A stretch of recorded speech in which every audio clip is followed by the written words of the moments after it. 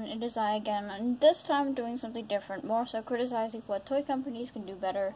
Toy companies meaning those that make FNaF and CEC related toys. However, I also will use other toys as an example, because honestly, some of them are a little bit of a mess. So let's start. Starting with Funko, I'd like to point out that their figures for Five Nights at Freddy's are a little bit whack.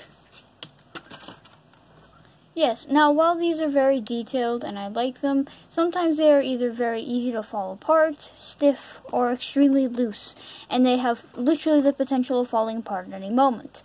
They can also be found to be really fragile, and I'll show you why. So this thing about Goldie is that he fell apart very, very quickly, and I'm trying to fix him progressively. However, he just fell apart, and we barely played with him. A lot of his parts just came straight up loose, and they snapped off really easily when we were basically just trying to move them around. This fact needs to be fixed, and while they did something similar in the FNaF 5 and 6 sets, in the FNaF 6 sets, there were malfunctions with Lefty where he would literally spin around and around and around really quickly because he was so loose. His waist was incredibly loose. So Funko, please get on that.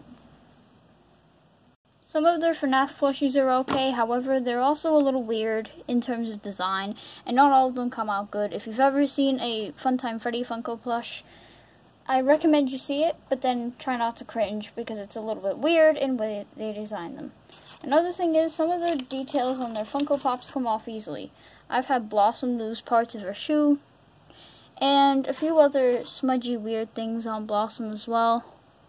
And there's also a few of these on, where is it?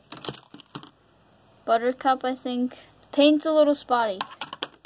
Don't know if you saw it, but there's a lot of things they can do better. Alongside this, they were the company who leaked things without Scott's permission, so they're obviously doing a bad job. Next up is Fallen Group and their weird group of flaws. Fallen Group are the people who make the Chuck E. Cheese plushes that are found in stores, which I'm pretty sure they're just some kind of company that works for Chuck E. Cheese. They miss primary details, and their plushes are not as detailed as we would hope. Their other things, like their spinny figures, are much more detailed than their plushes, which are missing just basic things that could easily be fixed.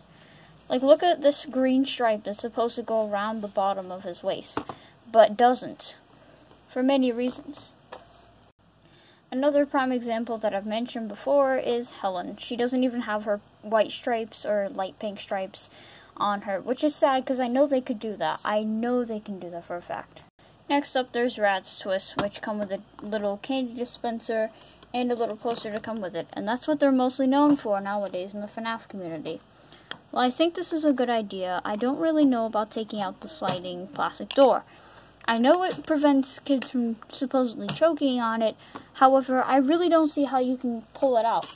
You can also make something else instead. Like, if you're going to take out the plastic door, make some kind of other candy dispenser instead of either these weird cube ones that creep the crap out of me, which can be found like down here. This one scares me. Or just make these better.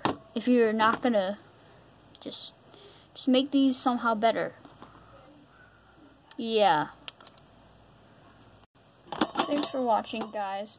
Do keep in mind, I do like these companies' work, however, I feel like they could be doing better in some cases.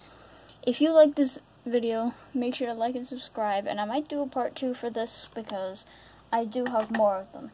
However, until then, see you later, goodbye, and have a nice day.